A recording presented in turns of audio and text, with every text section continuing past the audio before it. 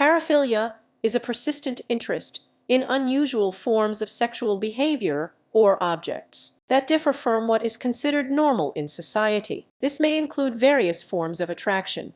For example, when a person experiences sexual arousal not to a partner, but to other objects, situations, or even actions that seem strange and incomprehensible to most. A simple example is if a person gets sexual pleasure not from ordinary contact with another adult and a consenting person, but from, say, the smell of shoes, the kind of pain, power over another, or watching someone without his knowledge. This may be a manifestation of paraphilia, but it is very important to understand that paraphilia itself is not a disease. Psychiatry.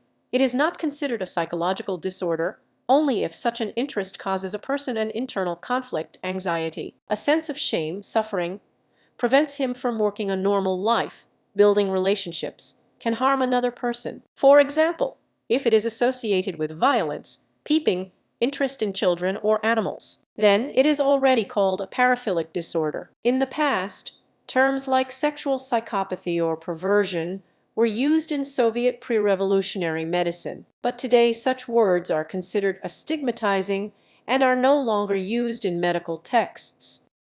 At least they're still dating.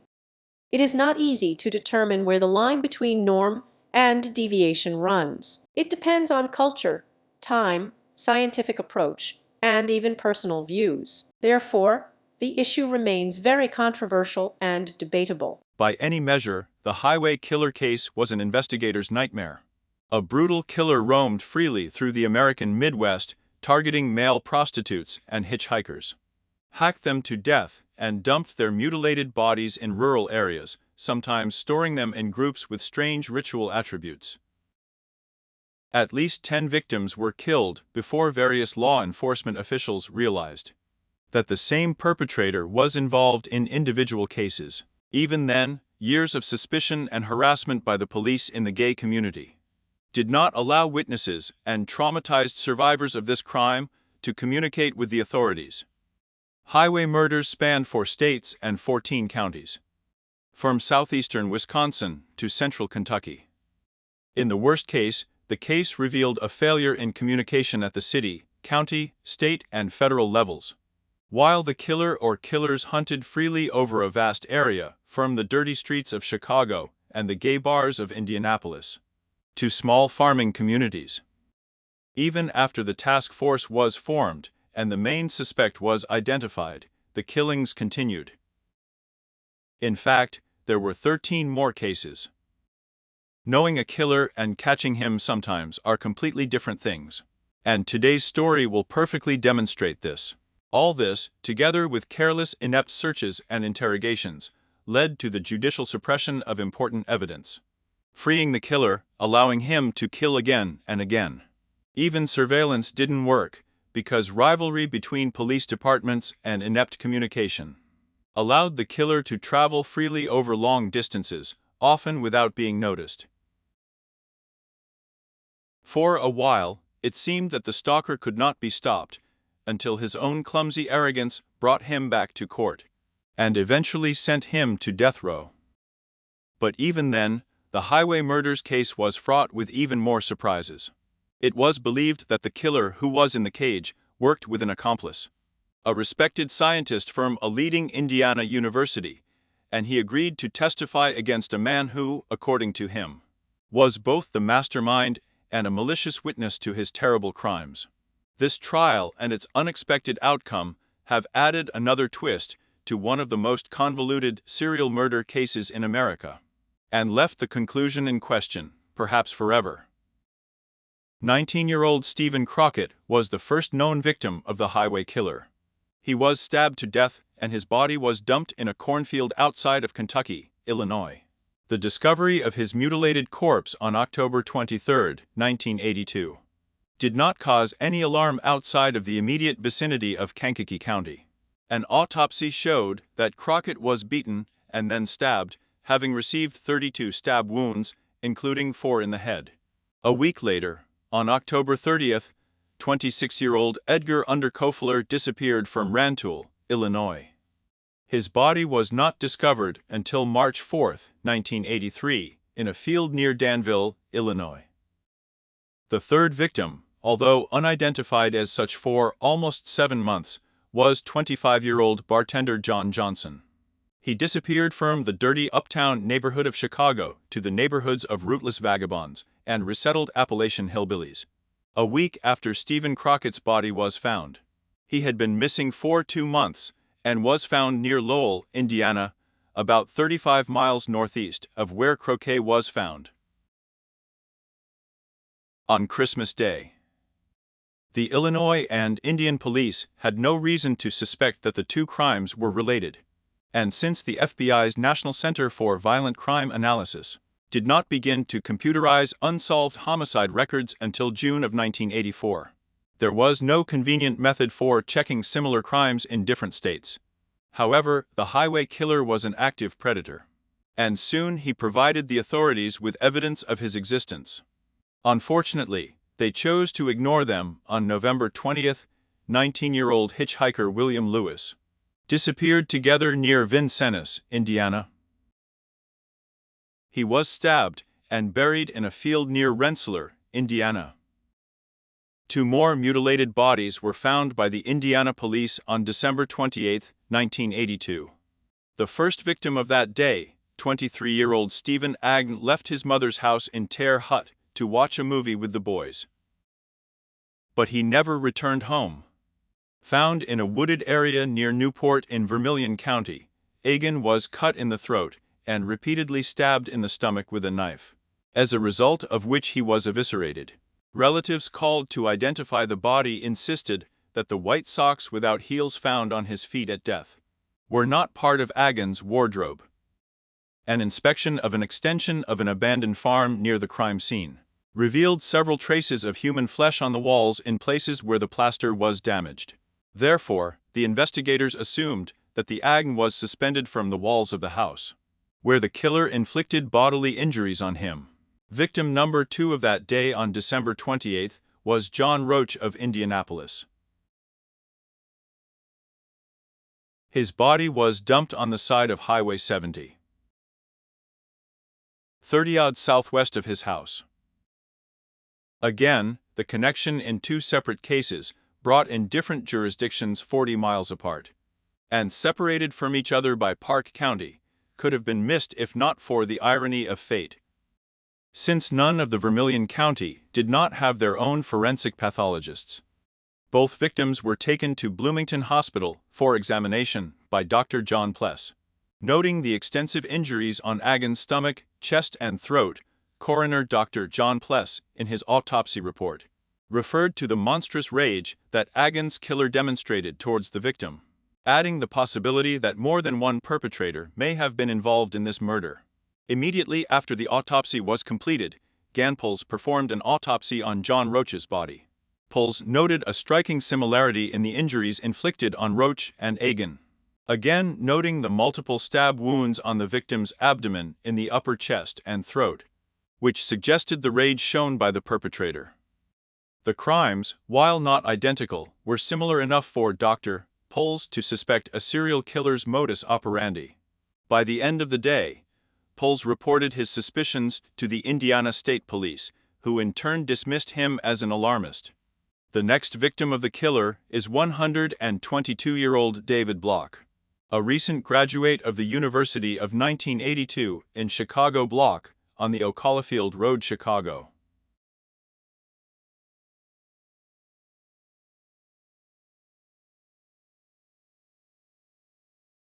And the missing authorities noted that in Lake County, Illinois, 60 miles to Lake County, Indiana, John Johnson.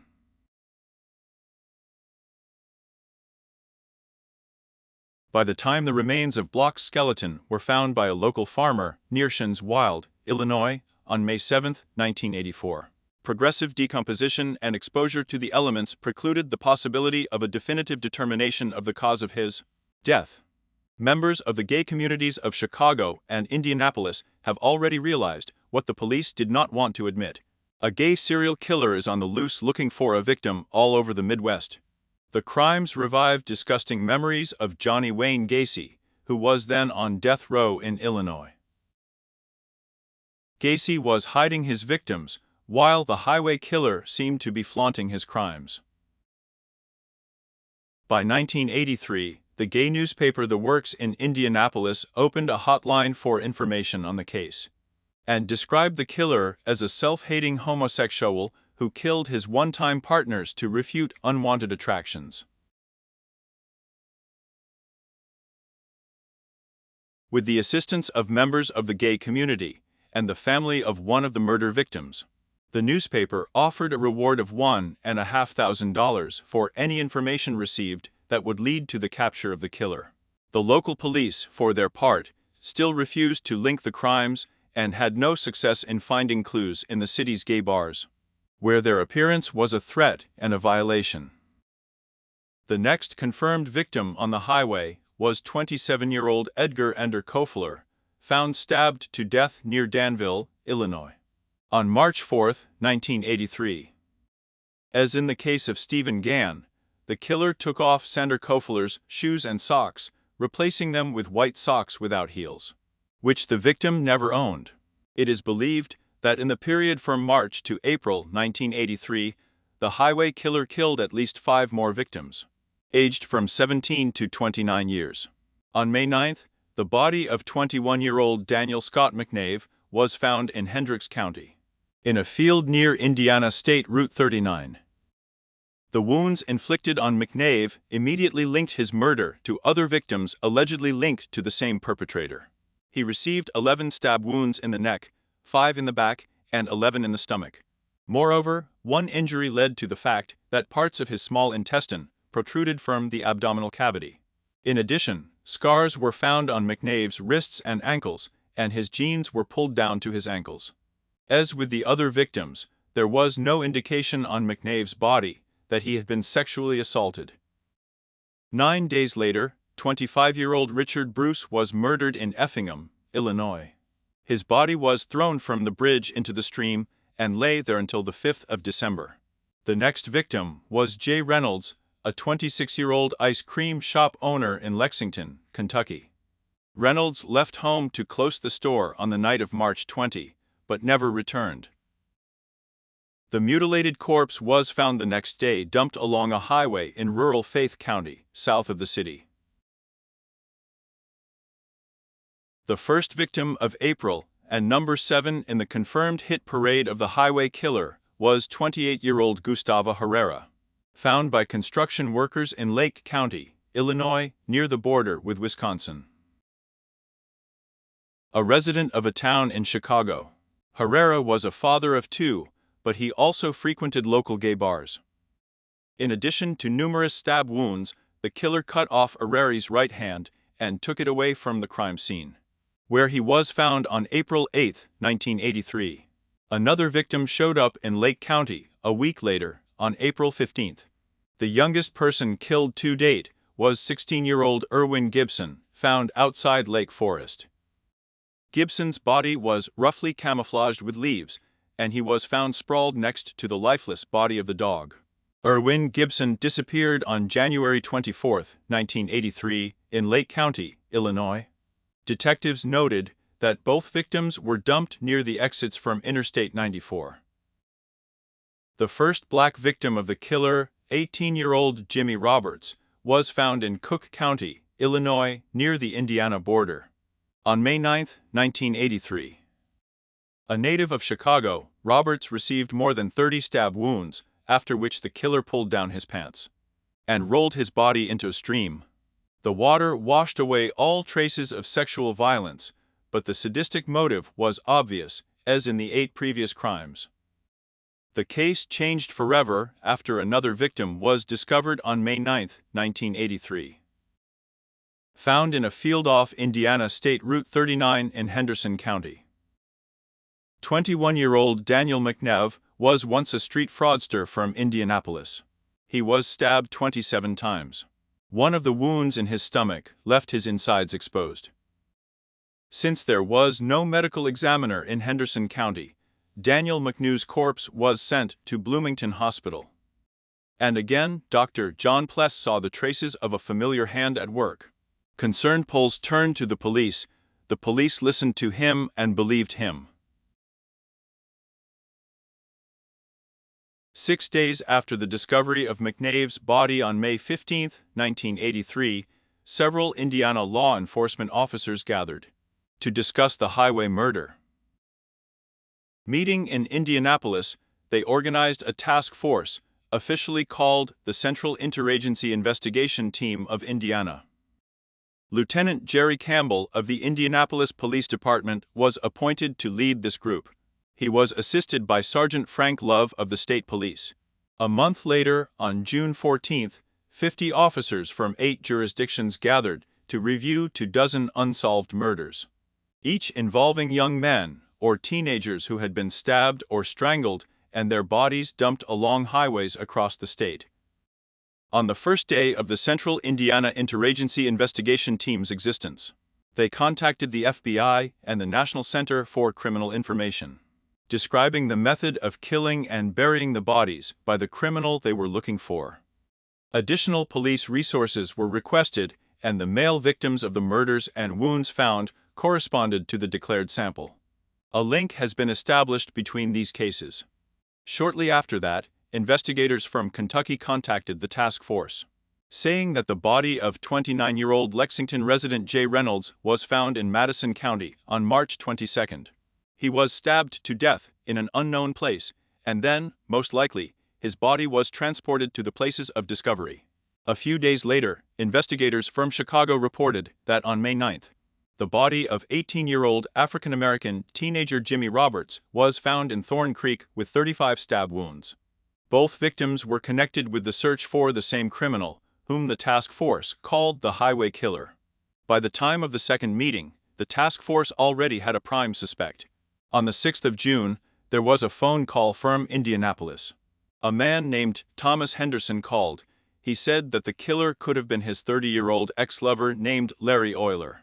There was no direct evidence of murder, but he referred to an incident that occurred in August 1978, when Eyler attacked a hitchhiker Mark Henry in Terre Haute. Eyler gave Henry a ride on the 3rd of August, and then pulled out a butcher knife when Henry rejected his sexual offers. He turned onto a dark side street, where he forced Henry into the back of his pickup truck, stripped and handcuffed his victim. Then he tied Henry's ankles and began stroking his body with a knife. Frightened, Henry broke free and got out of the truck. Eyler chased him and hit Henry 11 times, with enough force to puncture a lung.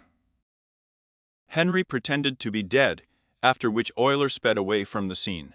Left alone, Henry staggered to a nearby trailer park and woke up the tenant there, who took him to the hospital. Meanwhile, Eyler also stopped nearby, choosing a random house to confess his crime and give the key to the handcuffs. The police found him in his pickup truck and arrested him, confiscating a sword, 3 knives, a whip, and a tear gas canister.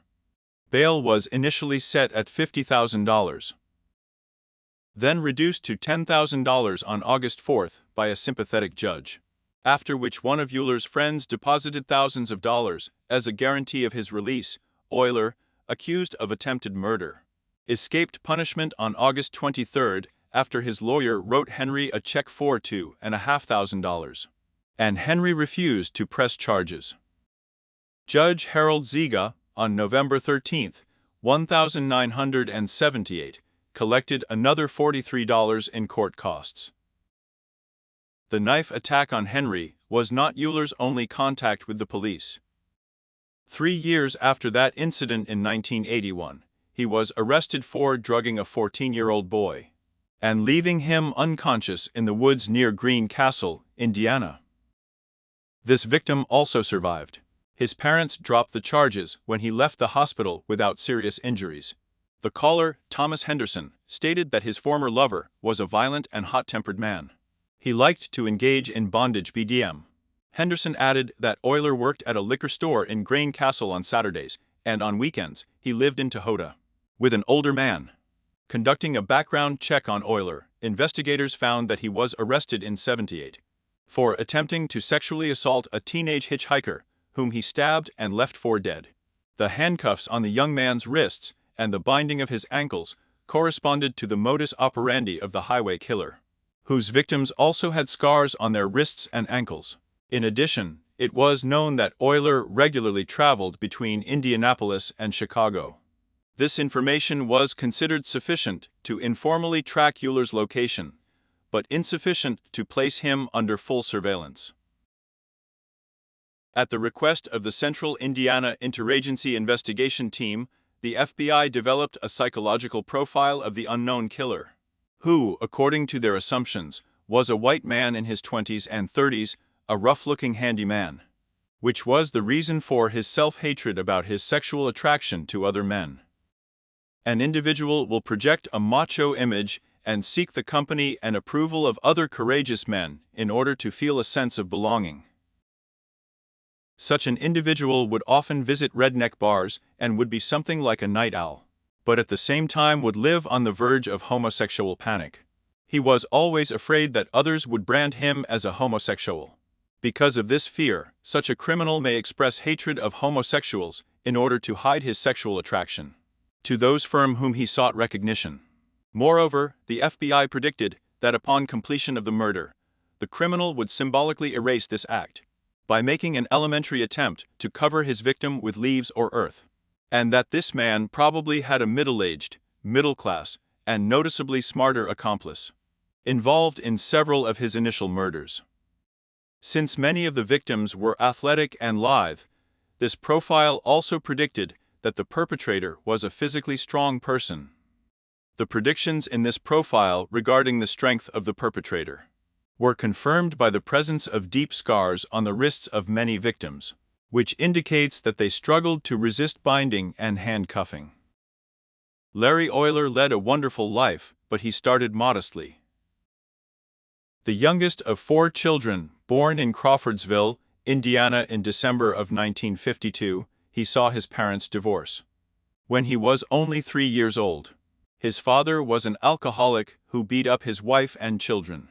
After the divorce of his parents, Larry and his sister were regularly placed in the care of nannies in foster care, or simply left in the care of the 2 older children, the eldest of whom was 10 years old, as their mother struggled financially to support and provide proper care for 4 children, working 2 jobs as a waitress and at a factory on weekdays, and also sometimes moonlighting at a bar on weekends. However, when Eyler and his sister were in the care of foster families, their mother often visited her 2 younger children, and Eyler claimed that these separations brought the family closer and reunited. In 1957 year, Eyler's mother remarried. This marriage lasted a year, after which the couple divorced. His mother married for the 3rd time in 1960, although the couple divorced 4 years later. My mother was a persistent woman and married for the 4th time in 1972. Eyler's father and his first 2 stepfathers drank heavily, and he and his siblings were often abused. Moreover, one of the stepfathers often kept Eyler's head under boiling water as a disciplinary measure. Eyler attended St. Joseph's School in Lebanon, Indiana. Despite the fact that he was a tall guy for his age and actively engaged in sports, he was regularly attacked due to the fact that he was from a poor family and his parents' divorce, which often led to the fact that his sister Teresa faced her brother's tormentors. Teachers considered Eyler a quiet but pleasant student who had few friends because of his growing stubbornness and unpredictable behavior. Eyler's mother placed him in a house for naughty boys in 1963. He found the experience emotionally devastating, and 4 weeks tearfully urged his mother to let him return home. Soon after, Eyler passed psychological tests that showed that he had an average level of intelligence. Although he suffered from severe self-doubt and had a strong fear of separation and loneliness, after finding out that these fears came from his home life, the staff recommended that Eyler be temporarily placed in a Catholic home for boys in Fort Wayne. He stayed there for 6 months, after which he returned to his mother's care. At maturity, Eyler discovered that he was a homosexual. He shared his homosexuality only with his family. Although he struggled with a deeply ingrained sense of self-loathing regarding his sexual orientation. During high school, he dated girls from time to time. although none of these relationships developed into physical intimacy. Being somewhat religious since childhood, Eyler confessed to some relatives and acquaintances how he struggled with accepting his sexuality. Partly because of his indifference to his studies, Eyler was unable to graduate from high school. Although he later received a certificate of general educational development. Shortly after graduating from college, Eyler got a job as a private security guard at the Marion County Hospital. He worked at this job for 6 months, after which he was fired and found another job in a shoe store. While at this job, Eyler began to get acquainted with the gay community of Indianapolis, frequented gay bars, and often had casual relationships with men. Some of these people noted that Eyler averted his eyes from his partner during sexual intercourse, and shouted obscenities such as bitch and whore, which led many to believe that Eyler fantasized that his partner was a woman. By the mid-70s, Eyler was well known in the gay community of Indianapolis, especially among those who had a fetish for skin. Several acquaintances in this community described him as a nice, quiet guy and an avid bodybuilder, who was close to his mother and sister. Although those who entered into an intimate relationship with him described him as a person with sadistic tendencies and a cruel character, which manifested themselves only during their sexual contacts. Eyler often beat and then inflicted light stab wounds on unwilling partners, especially in their torsos. Eyler worked as a house painter, and although he never served in the army, he liked to wear Marine Corps t-shirts. He lived in a condominium in the course with a 38-year-old librarian professor named Robert David Little. 1974, at the age of 22, while studying at Indiana State University. The relationship between the two men was platonic, and Eyler viewed Little more as a father than a partner. Eyler and Little regularly moved in the gay community of Indianapolis. Although Little, an awkward, taciturn, and unattractive person, usually had difficulty establishing friendships or finding sexual partners during these outings. As a result, Eyler often brought young people to Little's house to have sex with them. On the 3rd of August, 1978, Eyler carried out the first murder attempt, which was described earlier. But he managed to avoid imprisonment for this crime. In August 1981, Eyler began a long-term relationship with a 20-year-old married man named John Dobrovolskis. Dobrovolskis lived with his wife, 2 relatives, and 3 adopted children on North Greenview Avenue in Chicago. His wife Sally tolerated her husband's sexual orientation and the fact that her husband's lover often stayed with them on weekdays, paying a third of the rent. Both Eyler and Dobrovolskis had a tendency to sadomasochism, and their sexual activity often included the following. Eyler tied his partner to devices, then beat and whipped him, hurled curses at him, and only after that they started having sex. Although neither Eyler nor Dobrovolskis were inclined to monogamy, the couple considered their relationship permanent. However, Eyler was constantly looking for sure that he was the only man in his lover's life. And it is known that these two often quarreled because of Eyler's accusations of his lover's infidelity. These disputes led to Dobrovolsky shooting down Eyler, but the latter never responded in these physical skirmishes. With a couple of perceptions and mutual accusations of Robert Litt, who did not hide his strong dislike for Dobrovolskis, and was outraged by the fact that his partner Larry Eyler was in a long-term relationship with Dobrovolskis. Although Eyler mostly and intermittently worked as a house painter in Illinois on weekdays, he also worked as a clerk at a liquor store in Green Castle, Indiana on Saturdays. As such, he regularly traveled between the two states, living rent-free at Little's residence on weekends. By July 1983, members of the task force focused on Eyler as the only suspect in the highway murders. FBI profilers were less confident, noting evidence of individual killers in at least 2 murders. The Indiana officers focused on Eyler because they had no other options. He was monitored daily, photographed when he went to and from work, followed him to various bars after dark. While Eyler remained under surveillance, no murders were committed. But on the 2nd of July, 1983, the skeletal remains of the 11th victim, this time unidentified, were found in Ford County, Illinois. Investigators added the body to the highway homicide list. The body of an unidentified Hispanic man was found in a field 2 miles west of the town of Paxton in Ford County.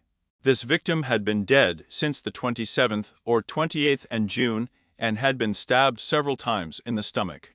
On August 27th, the police tracked down Eyler in a gay bar in Indianapolis, watching as he left a little late with another man.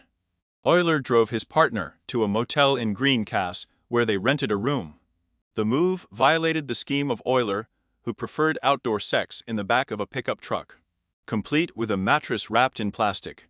And the officers feared they might miss the murder while they waited outside the motel.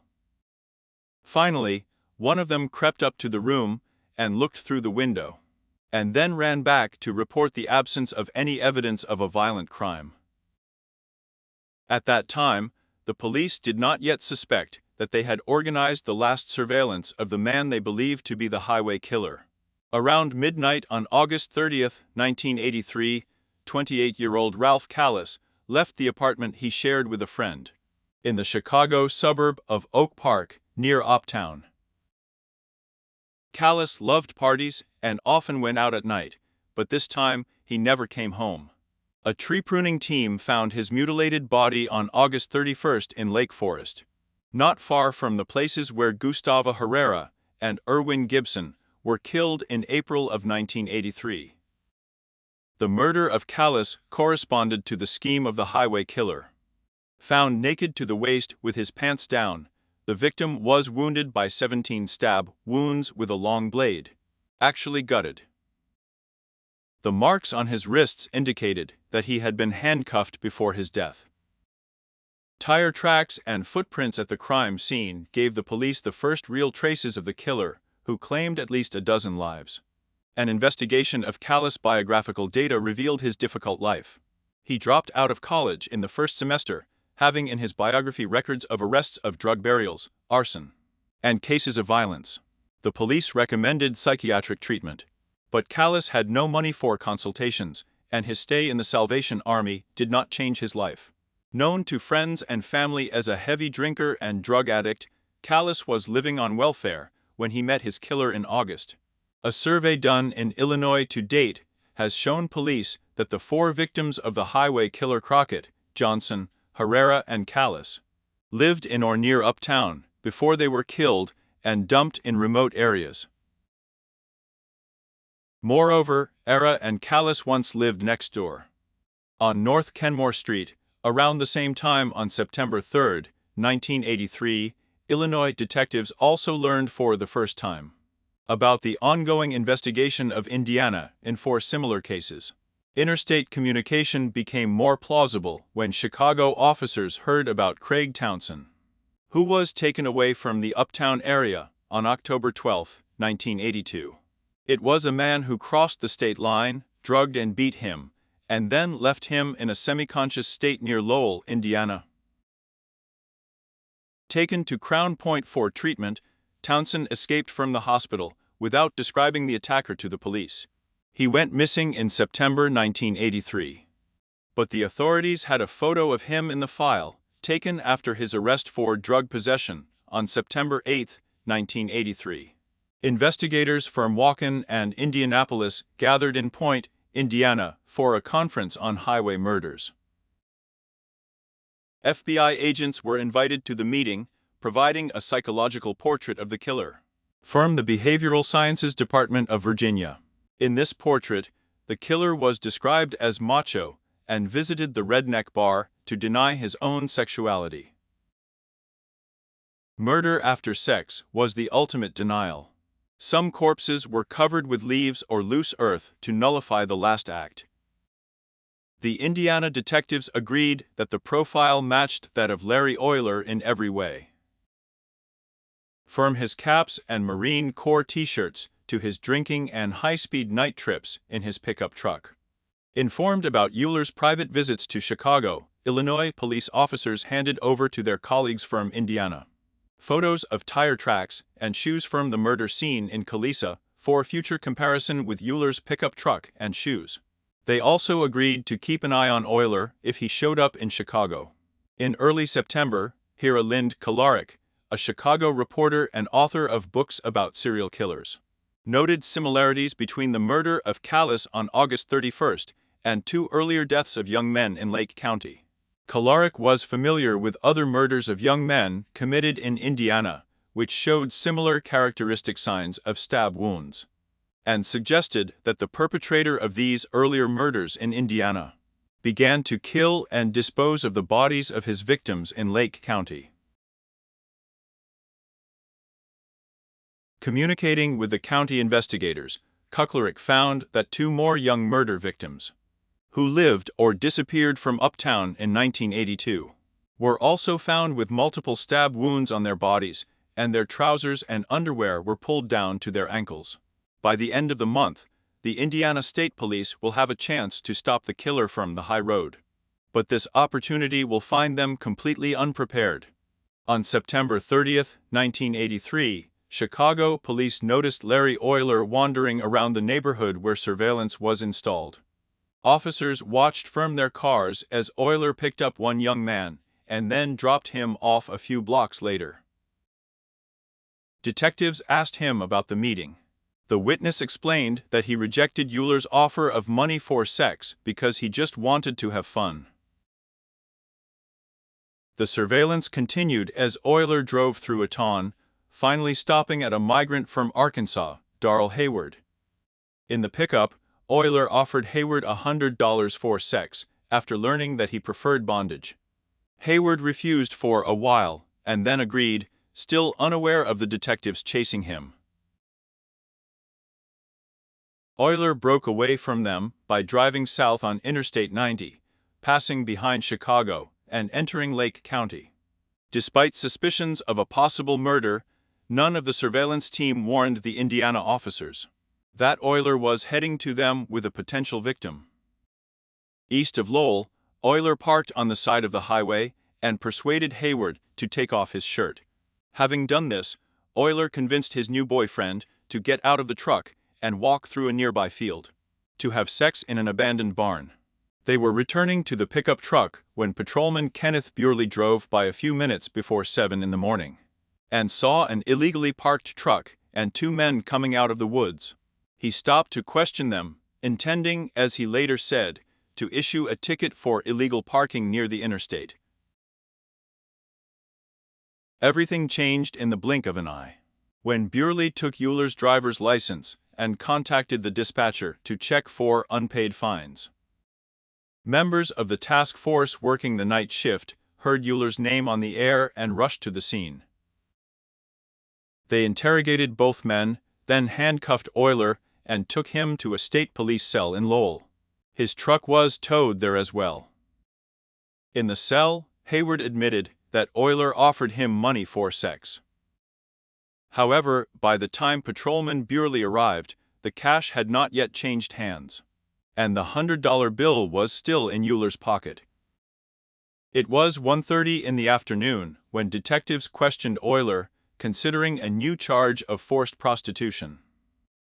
Examination of his shoes revealed scratches on the soles that resembled plaster casts from the crime scene, and Eyler gave the shoes for research without any resistance.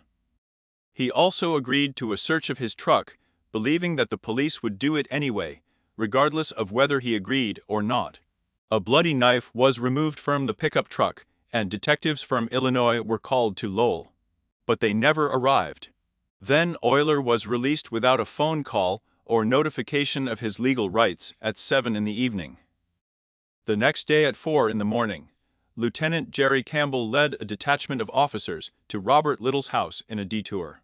This time, they had a search warrant.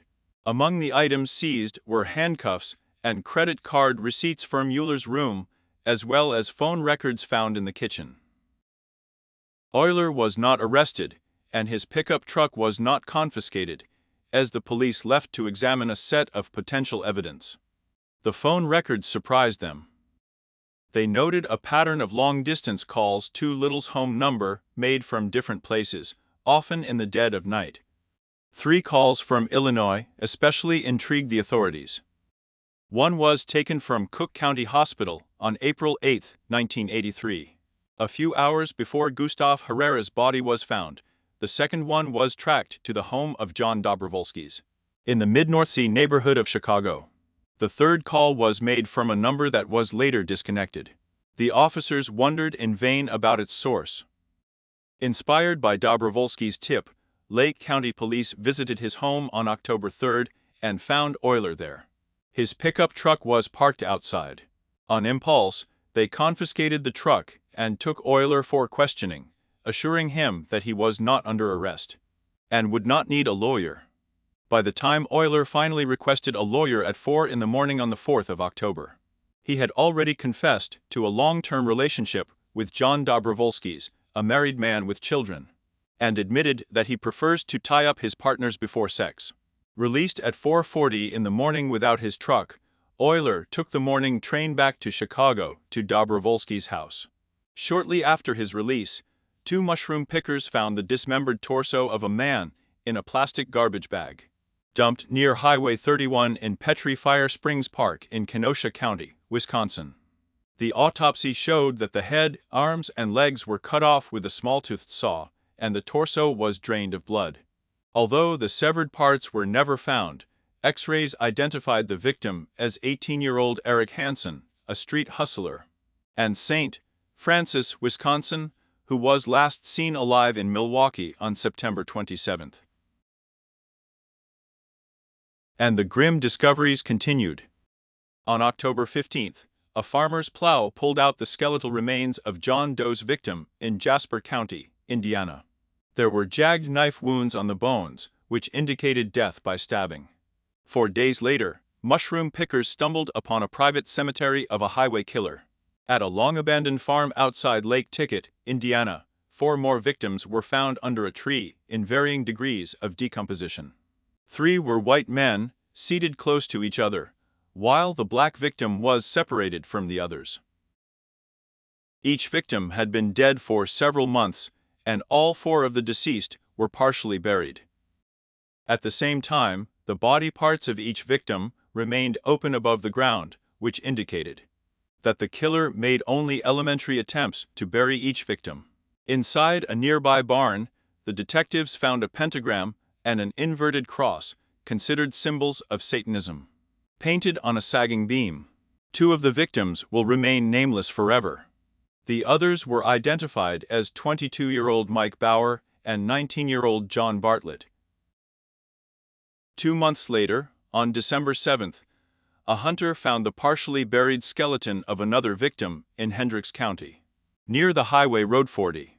The victim was identified as 17-year-old Richard Wayne, who disappeared on March 20th during a trip from California to his home in Montpelier, Indiana. The body of the decomposed victim was found under the remains of a burned-out mobile home a few meters from the place where Wayne was buried. It was determined that this deceased was an African American about 175 centimeters tall, although his remains were never identified. After the leaked news about the terrible findings, 2 surviving victims contacted the police. Ed Hilly wrote to the police from West Virginia, recalling the night of June 1, 1980, when Larry Eyler handcuffed him for sex, then killed him for an hour and threatened him with a shotgun. Jim Griffin from Chicago identified Eyler as the man he brought home for sex on November 30, 1981. In Griffin's house, Eyler began to behave aggressively, beating Griffin with his fists, threatening him with 2 knives and an ice pick. The police also found Craig Townsend on October 26, 1983, who recorded his story about the attack of Eyler 12 months earlier. At the same time, a loop of evidence was tightening around Larry Eyler. FBI lab technicians found human blood group A positive on a knife extracted from Euler's truck, and the distinctive scratches on the soles of his shoes matched plaster casts of footprints from another murder scene. When they cut open the shoes on October 26, the technicians found even more blood. Again, A is positive. A group of callus inside impregnated the inner gasket. The handcuffs found at Robert Little's home were found to match the marks left on callus wrists. The tires on Eyler's truck also matched the casts of footprints from the crime scene. The preliminary hearing was held in Waukegan before U.S. District Judge Paul Plunkett on October 28, 1983. Various witnesses described evidence linking Eyler to the murder of Callus, and he was detained for trial. Put in jail instead of bail of $500,000. Investigators' firm for states breathed a sigh of relief. But it was premature. On November 1, Lake County investigators received a warrant to research Robert Little's home. The main purpose of this search warrant was to determine whether the missing T-shirts and purses of the victims were kept as souvenirs. Although investigators seized 221 items of clothing, jewelry, pharmaceuticals, and Polaroid photographs, none of the objects found depicted any of the murder victims and did not belong to her. However, the key found during this search exactly matched the key found under the body of Stephen Egan. Later it was found that this key fits the door of the office where Eyler worked in 1982. With the approval of his mother, as well as Little and Dobrovolsky's, on November 12, a criminal defense lawyer, David Shippers, was appointed instead of Kenneth Didkowski as Eyler's legal representative. Shippers decided to change the defense strategy adopted by his predecessor, also prohibiting his client from giving any further interviews to the media. Attorney David Shippers recognized the improper search when he saw the facts. He was once a prosecutor in Chicago, but after he went into private practice, he brought with him his knowledge of police methods. Now, as Larry Eyler's lawyer, he instantly recognized the problems with the evidence base and statements collected by investigators working on the highway murders case. On December 13, 1983, Shippers filed a motion to exclude all evidence collected in the case, including Eyler's statements to the police from September 30th and October 3rd-4th, as well as items seized during various searches of his truck and Robert Little's house, conducted on September 30th, October 1st, November 1st, and November 22nd, 1983. The suppression hearing began in Lake County, under the chairmanship of Judge William Block, on January 23, 1984. The testimony lasted 4 days. The witnesses were 7 police officers: John Dobrovolsky's, his wife Sally, and Larry Eyler himself. In each case, Shippers tried to demonstrate a pattern of inappropriate and illegal behavior on the part of investigators, assuming that the evidence seized by them and the statements recorded by them should be inadmissible in court. The first on the witness stand was State Police Patrolman Kenneth Burley, who described his stop of Eyler and Darrell Hayward on the 30th of September. Under cross-examination, Burley admitted that Eyler had committed no wrongdoing other than illegal parking on the interstate. Indiana State Police Sergeant Peter Pop Lewell recalled Havard's comment from September 30th and then admitted that he had excluded these statements from his official report. Prodded by Shippers, Swam also admitted that it is unusual for citizens to be handcuffed and imprisoned for 12 hours, with the confiscation of their vehicles for illegal parking. Sergeant John Pavlikovich noted that he ordered Eyler to be taken to Lowell in handcuffs, still insisting that Eyler was in custody, but not under arrest. Prosecutor Peter Troop opened the hearing on January 24th with an audio recording of Eyler's statement of September 30th, 1983. Task Force Sergeant Frank Love then described his interrogation of Eyler, admitting that her task force had no evidence to charge Eyler with a crime when he was incarcerated. Love also admitted that he was quite concerned about Eyler's 12-hour detention in the absence of a probable cause for arrest. Another member of the task force, Sam McPherson, said Eyler's shoes were suspicious enough to warrant an investigation. But he could not explain why Eyler was released if the evidence in the shoes incriminated him. Eyler issued a statement on January 24, admitting that he had consented to the search of his pickup truck by officers, saying that he was afraid that he would be held in prison until he agreed.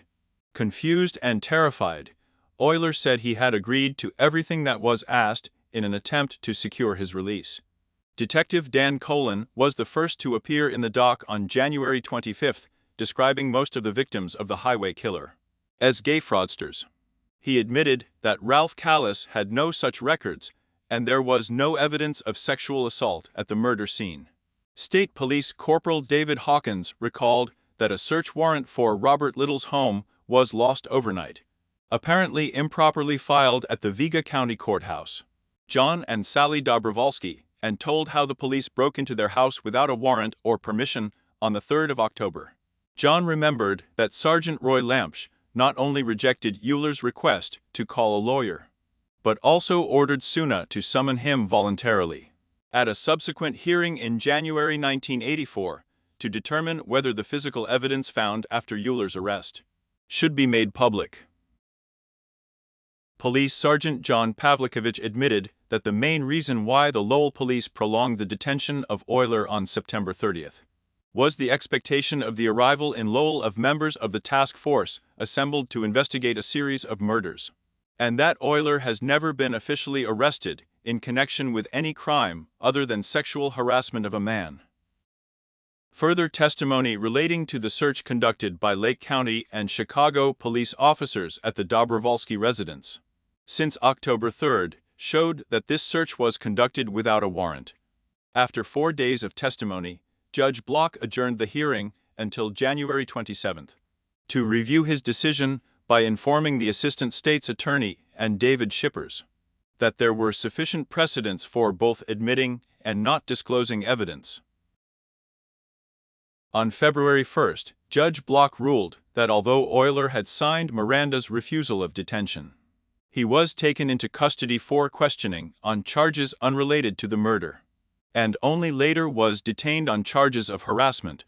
Citing the exclusion rules as the basis for his decision, Judge Block ruled that the physical evidence discovered by Illinois researchers when comparing his shoe prints and tire tracks with plaster casts found at Callis' crime scene was tainted because their search was caused by the initial illegal detention of Eyler by Indiana state investigators, in violation of his constitutional rights.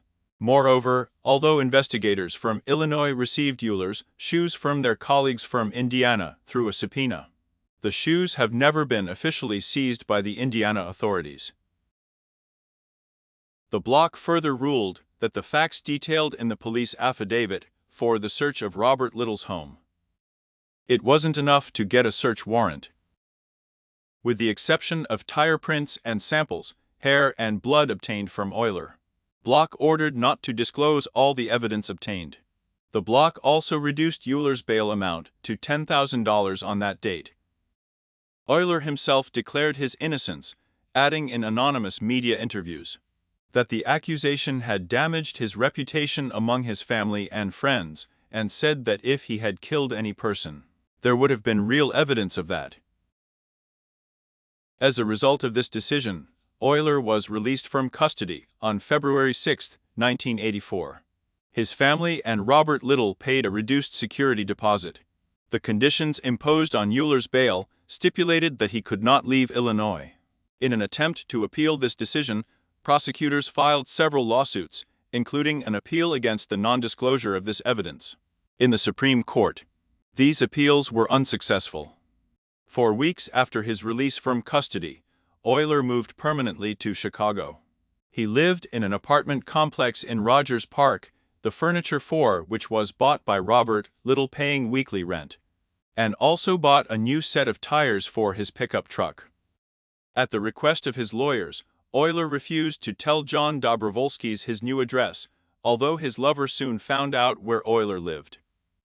At 6 in the morning of August 21, 1984, Joseph Ballo, a janitor of an apartment building on West Sherman Street in Chicago, went to prepare the dumpster of his house for the morning removal. He found that it was overflowing with gray plastic garbage bags and started pulling them out. In the process, one bag slipped out of his hands and fell to the sidewalk, spewing a severed human leg. The police were called, who discovered that there were dismembered remains of a young white man in other garbage bags. His body was cut into 8 pieces. Witnesses recalled that they saw a tenant from a neighboring house taking out bags around 3:30 in the morning of August 20th. One of them identified the man as Larry Eyler, the tenant of 1618 West Sherman. Eyler seemed strange the day before, with glass eyes. When asked why he throws garbage into the neighbor's trash can, he replied, "I get rid of shit." The police raided Eyler's apartment at 7 in the morning and found him in bed with John Dobrovolsky's. He was taken to jail for questioning, and the remains from the dumpster were sent to the Chicago Police Department's crime lab, where the victim was identified as 16-year-old Danny Bridges. Dobrovolsky's was also taken into custody, although he was soon released without charges. Fingerprints taken from garbage bags matched Eyler's fingerprints, and at 8 o'clock in the evening, he was officially charged with first-degree murder. Among the evidence found in his apartment were numerous bloodstains, a box of garbage bags matching those in the alley, a hacksaw, and a T-shirt belonging to Donnie Bridges. Forensic examination of Eyler's apartment, conducted on the 21st and 22nd of August, showed that a large amount of blood had recently been removed from his bedroom, which had been repainted. Extensive traces of blood splattering were also found on the floor, walls, and ceiling. Numerous traces of blood, which were later determined to belong to Daniel Bridges, were also found on a mattress, a chair seat, a leather belt, a sofa in this room, and under the floorboards near the bathroom door. In addition, investigators found a hacksaw at the crime scene. The blades for this tool, as well as the awls, were removed from a drawer in the utility room. Receipts seized during the search showed that Eyler had recently purchased several hacksaw blades. The youngest of 13 children, Bridges was a vagrant and an ordinary fugitive who, being heterosexual, was engaged in male prostitution from the age of 12. Bridges was a close acquaintance of another of Eyler's victims, Irwin Gibson, and was known to be wary of Eyler, whom he described to an NBC reporter who was commissioned to make a documentary about child exploitation in America, 2 months before Bridges' murder, as a real freak who was well known to the male prostitutes of the Uptown area. In Eyler's apartment, a young man was tied to a chair with a clothesline before he was beaten, tortured, and then stabbed. Eyler then dismembered Bridges' body in the bathroom, cutting it into 8 pieces, each of which was completely drained of blood, before placing it all in 6 separate plastic bags. On the 22nd of August, Eyler was officially charged with the murder of Bridges. He denied any involvement in the crime, insisting that his fingerprints must have been accidentally left on the body bags of Bridges, as he pushed them aside when placing his garbage bags in the dumpster. On the same day, Cook County Medical Examiner Dr. Robert Stein conducted an autopsy on Bridges' body, which determined that death occurred as a result of multiple wounds inflicted with a knife and an awl-like tool. There were no facial fractures visible, although the teenager was obviously beaten in the area of the right eye, and numerous shallow facial cuts were inflicted before death. 14 wounds, probably inflicted with an ice pick or an awl, were also visible on and around Bridges' chest. These wounds were also inflicted before death. Moreover, the 5 stab wounds to the abdomen were noticeably deep, and led to the fact that parts of Bridges' intestines protruded through the wounds.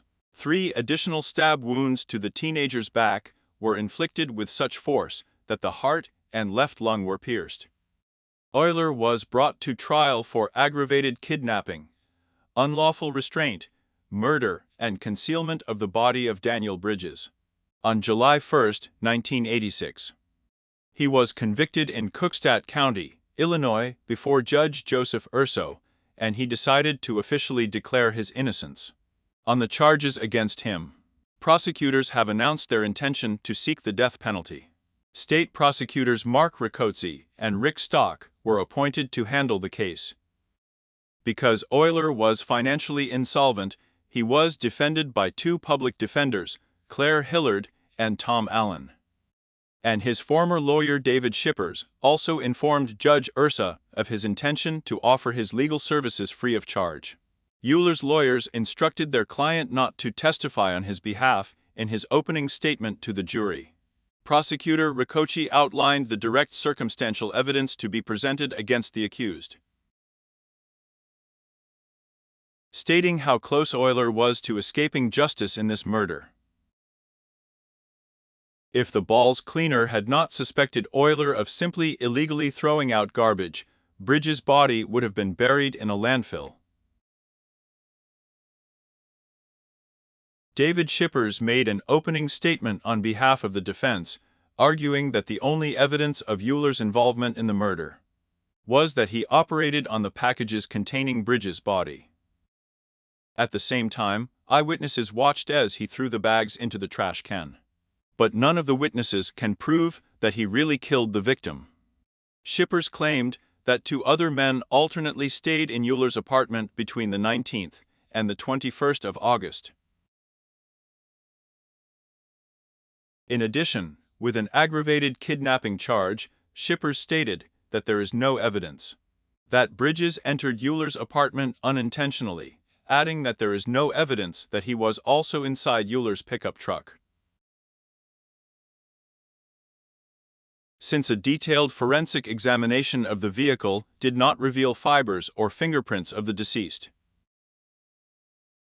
The first prosecution witness to testify against Eyler was Robert Little, who testified that he was in Eyler's company from the 17th to the 19th of August, although he claimed that he returned to the course at about 22:15 on the evening of the murder of Bridges. Dr. Robert Stein testified on behalf of the prosecution on July 2nd. He described the extensive torture and mutilation inflicted on Bridges by the court after his death as one of the worst cases he had ever seen, adding that the pattern and depth of the notches found on the deceased's body exactly matched the hacksaw blades found in Eyler's apartment. After cross-examination, Stein confessed to Tom Allen that he found traces of alcohol and cocaine in the victim's blood, which suggests the possibility that he was not abducted and voluntarily entered Eyler's apartment. On the 4th of July, a janitor named Al Berditsky testified that he witnessed Eyler make 8 to 12 trips to the communal pantry on August 20th. At the same time, Eyler explained to him that he took tools for work. A few hours later, Berditsky also witnessed how Eyler made 3 separate trips to the garbage collector. On July 7th, John Dobrovolsky testified on behalf of the prosecution, stating that he called Eyler 3 times between 20:45 and 23:25 on the day Bridges disappeared, and then at night at 45 on the 20th of August, only to hear that he hadn't visited the apartment since Eyler was still in Robert Little's company. Dobrovolsky stated that this was extremely unusual since Little returned home early on Sundays. Dobrovolsky further testified that in his last phone call, he informed Eyler of his intentions to be at his apartment in 15 minutes, only for Eyler to say, "No, don't do that." Then Eyler agreed to go to Dobrovolsky's ship immediately, and upon his arrival, the latter noted that he had obviously recently taken a bath or shower. He was not interested in sex, and at that moment Dobrovolsky believed that Eyler was with another man. A little later, certain parts of Dobrovolsky's testimony were confirmed, although he insisted that he left Eyler's apartment about 15 minutes before Bridges was last seen alive. In order to confirm his claim that he left Eyler's apartment late on the evening of August 19th, Little's lawyer presented as evidence a tax receipt confirming that Little had paid property taxes in his Terra condominium at noon on August 20th. When asked why he paid on that day, despite the fact that this tax bill was paid only in October, Little stated that he decided to do this because he had enough finances and he just decided to pay the bills in advance.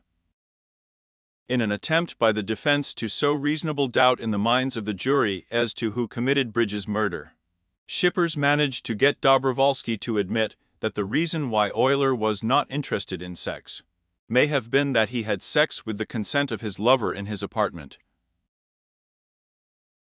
and that this could be the reason why Eyler actively discouraged Dobrovolsky-Garden from visiting his apartment.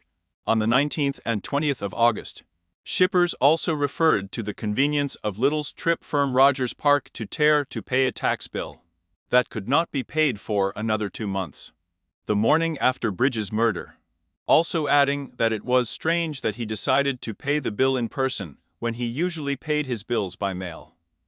Shippers suggested that the reason Little personally paid the bill was an attempt to create an alibi for himself, supporting the prosecution's claim that Eyler lured Bridges to his home not to engage in sexual relations, but simply to torture and kill.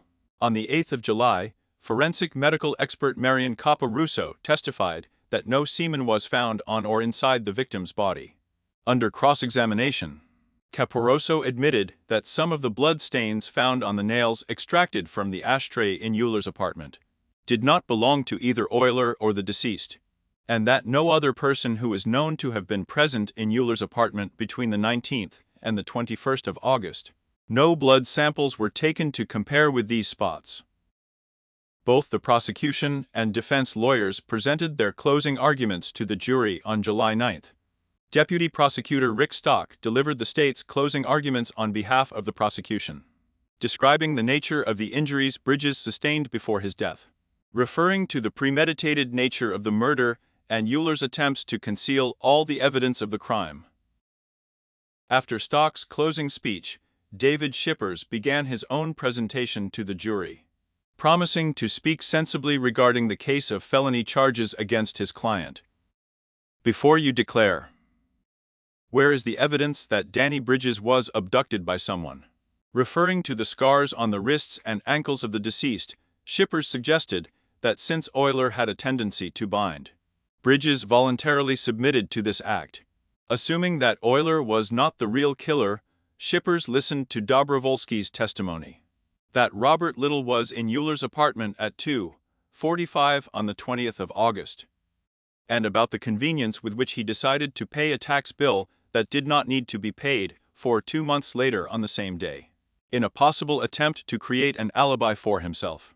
Shippers then referred to the state's acceptance of Little's version of events and the lack of any investigation into his potential guilt, adding, "But if Little says so, it definitely has to be true." Mark Riccocci issued a brief rebuttal, in which he claimed that the evidence presented overwhelmingly testified to Eyler's guilt. Judge Ursu then informed the jury of the factors to be taken into account when making a decision, adding that they should not allow prejudice or sympathy to influence their verdicts. The jury then retired to discuss their verdict. The jury deliberated for 3 hours before passing sentence. Eyler was found guilty of aggravated kidnapping, unlawful restraint, and murder of Daniel Bridges, in addition to concealing the teenager's body. When the verdict was announced, no emotion was reflected on the criminal's face, although his hands were clutching the legs of the lawyers sitting on either side of him.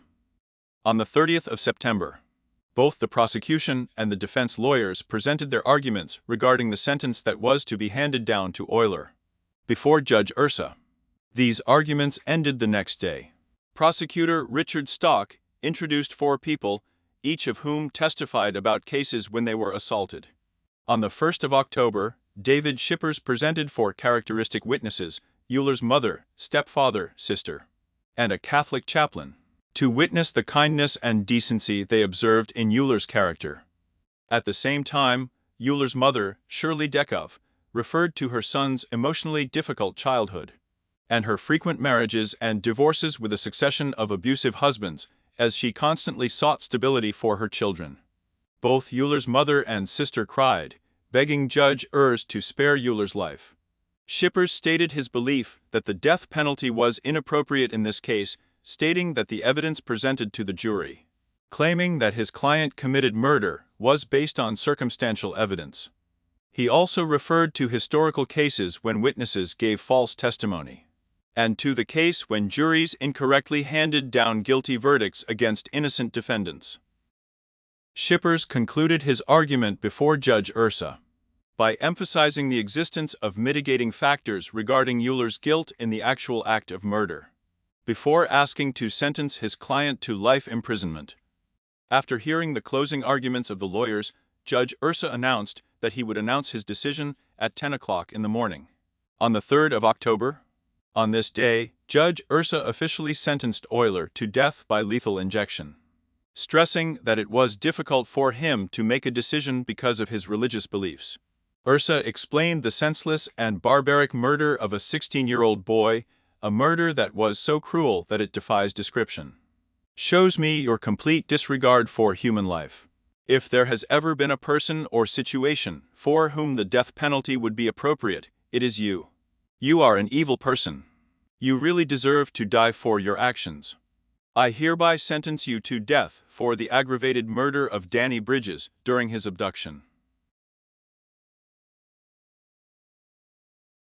After his sentencing, Eyler was transferred to Pontiac Correctional Center, where he remained incarcerated on death row. In this institution, Eyler underwent several psychiatric examinations. These tests showed that Eyler suffered from severe borderline personality disorder. Noting Eyler's pathological sensitivity to abandonment, experts have suggested that Larry Eyler killed in response to real or perceived feelings of rejection from his lover, venting his rage on his victims. Moreover, these experts testified that he also committed murder to maintain a sense of control. In May 1988, Larry Eyler filed a formal appeal against his conviction, claiming that although he dismembered Bridges' body and disposed of the remains, the suicide was committed by Robert Little in his absence. And this claim was not refuted by the prosecution at his trial. This appeal further alleged that Bridges was taken to Eyler's apartment by Robert Little, whose car was not subjected to forensic examination, and that his alibi was never confirmed. This appeal was considered on the 10th of May, 1989th year, and then rejected on the 25th of October. The original date of execution was set for the 14th of March, 1990. On November 5, 1990, the Illinois Appellate Defender's Office appointed attorney Kathleen Zellner to represent Eyler in his ongoing appeals against the conviction. Appeals continued on behalf of Eyler with the expectation that he could spend years, even decades, on death row. The first new surprise in this case surfaced in October of 1990, when Vermilion County prosecutor Larry Thomas announced that he was reopening the Agin murder case. A month later, Eyler agreed to cooperate with Thomas and named an alleged accomplice in the murder. Eyler made an official statement to the police on December 4, 1990, including the comment, "I ask God to forgive me, because I will never be able to forgive myself." 4 days later, detectives served a search warrant at the home of Professor Robert Little Terriot and at Little's office on the Indiana State University campus. The seized items included numerous videotapes and about 300 photographs, including snapshots of Larry Eyler posing in jockey shorts and boots, holding a whip. Little, who was detained at the City Hall, answered preliminary questions, then demanded a lawyer when the topic changed to murder. His lawyer was called but never arrived, and Little was soon released without charge. On December 30th, Eyler was taken to Clinton, Indiana, accompanied by Vermilion County Sheriff Perry Hollowell. Upon arrival, he pleaded guilty to Agin's murder and agreed to testify against Little at the trial. Eyler's statement to Judge Don Darnell stated that on August 19, 1982, Little asked me if I wanted to act out a scene. Allegedly their code for their staged homosexual act, which ended in murder. They picked up Agin together, Eyler said, and took him to an abandoned farm building off Highway 63, where he was tied up, hung from the rafters and stabbed to death. According to Eyler, Little photographed the murder in the process and left Agins' t-shirt as a souvenir. On December 18, Eyler returned to Clinton for a polygraph test, which he reportedly passed successfully. Little surrendered the same day in Terre Haute and pleaded not guilty to first-degree murder. He was held in custody without bail, suspended from his university position, until a decision on the case was made. On December 28, 8 years after Steve Agins' body was found, Eyler received a 60-year prison sentence for this crime. Suddenly, Larry Eyler was hot in Indiana. Prosecutors in 5 other counties contacted his lawyers, offering a 60-year prison sentence if Eyler confessed to unsolved murders in their jurisdictions.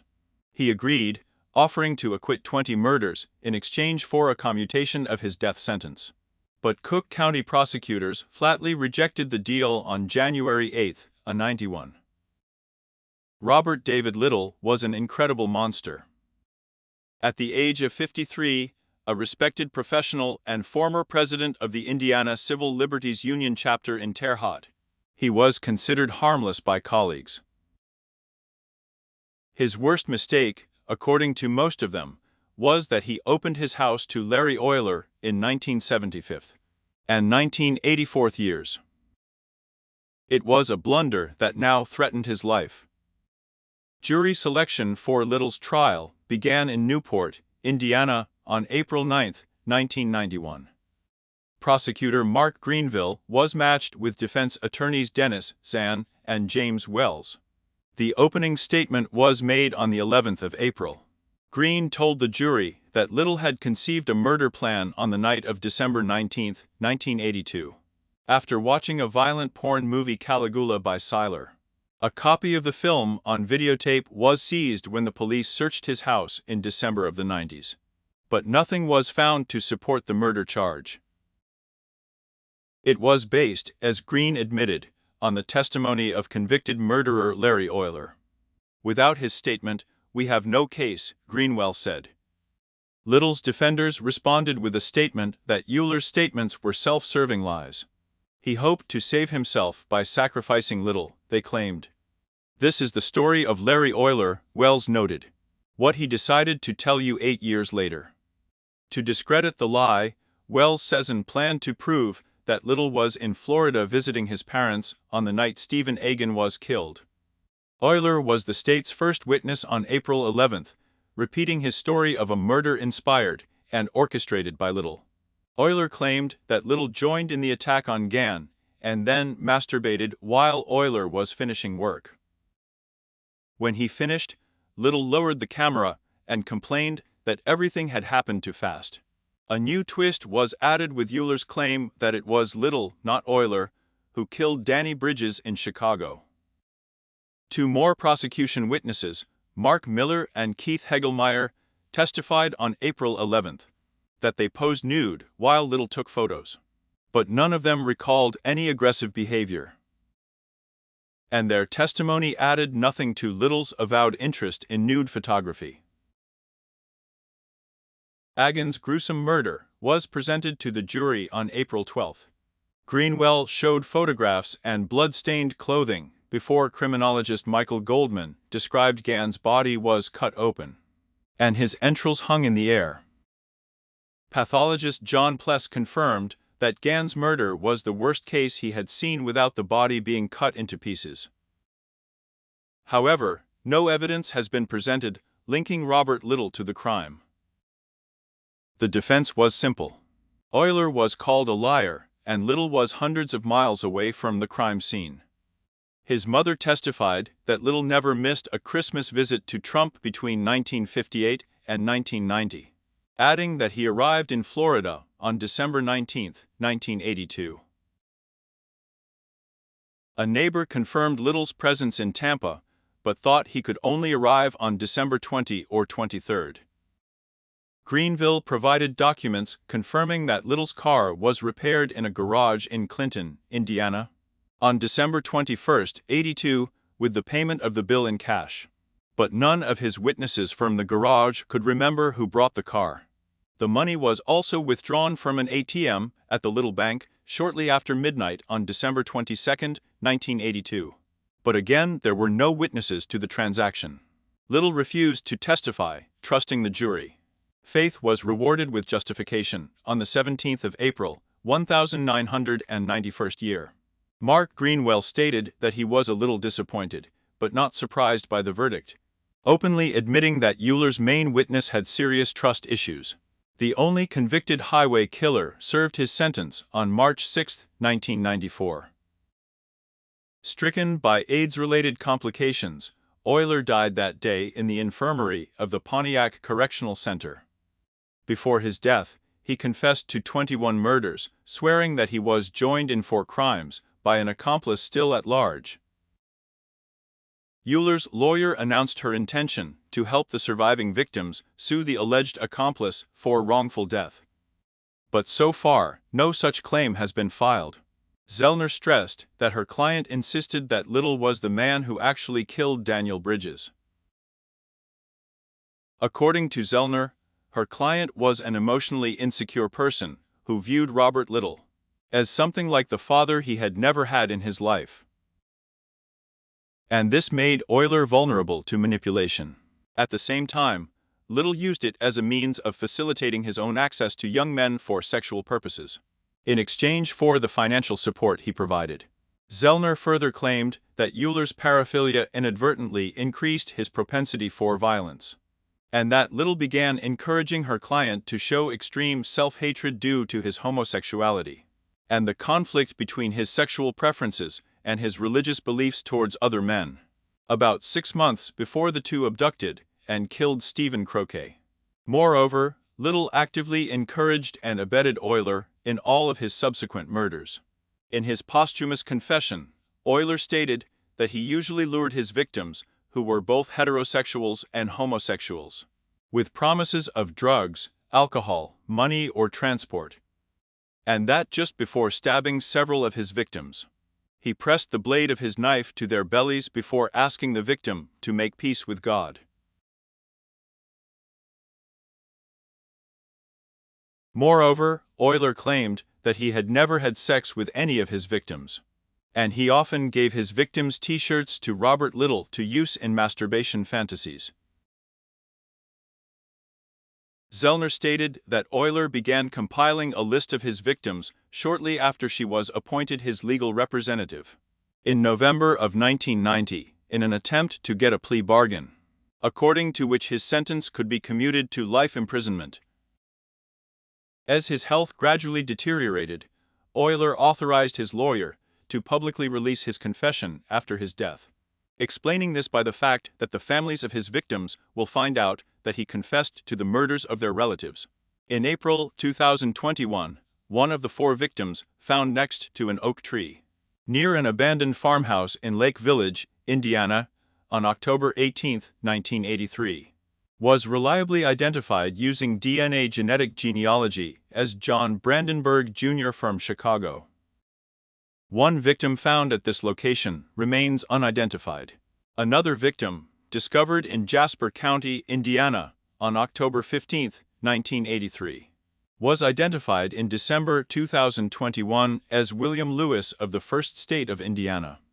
4 of Eyler's victims still remain unidentified. The body of one of them was never found. The bodies of 2 of these unidentified deceased were found in Indiana, and another victim was found in Illinois. After Eyler's arrest and subsequent conviction for the murder of Daniel Bridges, Lake County District Judge William Block faced political consequences as a result of his decision to conceal evidence regarding Eyler's guilt in the murder of Ralph Collies and reduced the amount from bail to $10,000. Block later unsuccessfully sought an appointment to the Illinois Court of Appeals. He remained a circuit court judge in Ukigan. Eyler's lover, John Dobrovolsky's, moved to California shortly after his arrest. He later returned to live with his wife Sally in Chicago. Dobrovolsky's died of AIDS in January of 1990 at the age of 29. Shortly after his acquittal in 1991 in the murder case, Robert Little returned to the teaching position he had held at Indiana State University since 1971. and continued to insist on his ignorance and innocence of any murders committed by Eyler.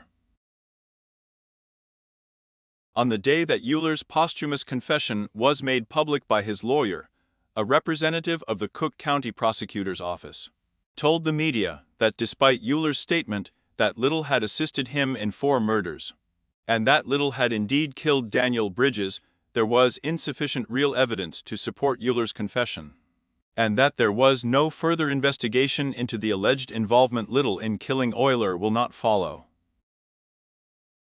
Kathleen Zellner continues to practice law in Downers Grove, Illinois. Her firm specializes in overturning wrongful convictions. Shortly after Eyler confessed to her that he was guilty of 21 murders in 1990, Zellner decided that she would never knowingly defend the guilty person again.